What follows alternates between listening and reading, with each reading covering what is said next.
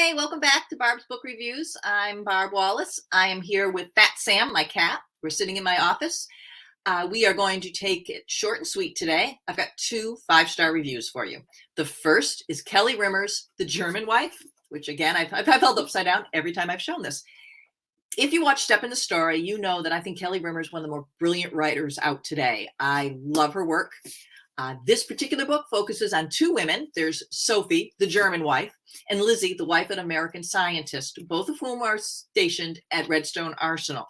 At the end of World War II, the Americans brought back a lot of German scientists to work on their rocket program, and they were kind of pseudo prisoners of war, and they were stationed in Alabama. Needless to say, the people in Huntsville, Alabama were not thrilled with having former Germans and Nazis in their city, and Lizzie represents that. The two women clash. But what Rimmer does is take us back in time so that we see how these two women became who they are. Both women are products of their environment. Sophie obviously is marked by the rise of Nazism and the effects of it on her friends and family. One of the most poignant lines in the book is when she sends her child off to school to be indoctrinated, and she says, "I have to let him learn to hate in order to save his life." And that's, I think, encompasses her entire journey. The other side, you have Lizzie, who has watched dust storms and the Dust Bowl and the Great Depression destroy her entire family.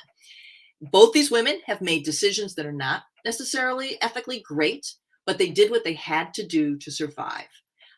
And that, in a nutshell, is what this book is about. It's about the lengths people will go to protect the ones they love.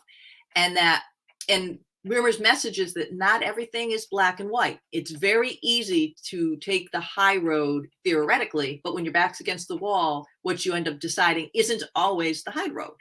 And especially in war, things can become very gray and very murky. I loved this book. I didn't think I'd love it at the beginning. Keeping a trend this year is every time I think I'm going to dislike a book, it turns out to be one of my favorites. This was one of my favorite reads. I Again, we'll say that Rimmer is a genius because she made me feel a lot of sympathy for Sophie, who was the wife of an SS officer. And I felt bad for him, too. I think that what that illustrated and what my husband likes to point out to me is not everyone in Germany was a Nazi. Not every Nazi was a Nazi by choice. And I think that Rimmer was trying to point that out, that we need to look at each person and judge each person's decisions not as a block decision, but to look at them as individuals and humans. And she creates two very human characters. Do I think that they were great people and deserve their happy endings? Not necessarily. I will let all the readers decide for themselves. I will also say that if you are triggered by violent descriptions of the Holocaust, to stay away from this book, because there are some very graphic descriptions and very graphic descriptions of some of the violence against Jews that happened in Nazi Germany. If you think you can stomach that, though, you should read it. You will discover a really great writer, and you will actually learn a great deal.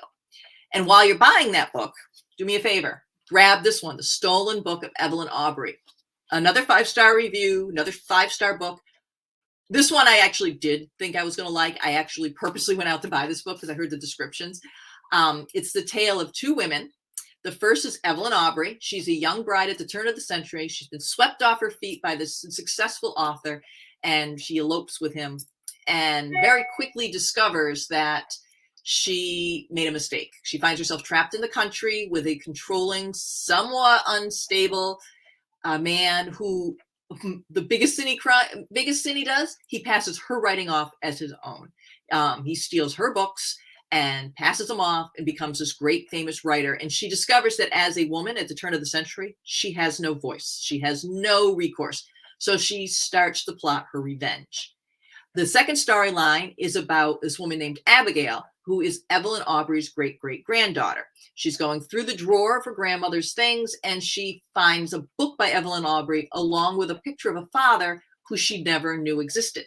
She immediately goes off on a quest to kind of learn more about Evelyn Aubrey. There's a mystery about what happened to Evelyn that's plagued the family for generations.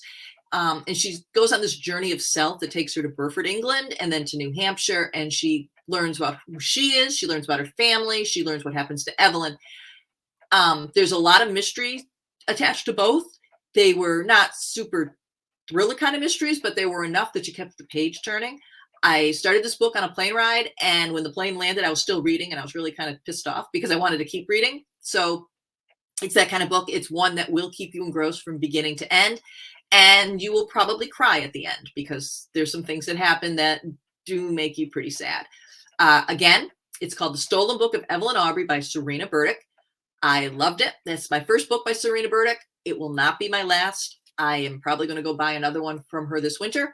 So if you are looking for something to read this December, I recommend both of these books, The German Wife and The Stolen Book of Evelyn Aubrey. If you need to wait until your Christmas gift cards come, that's fine too. These are two excellent choices for you to spend it on.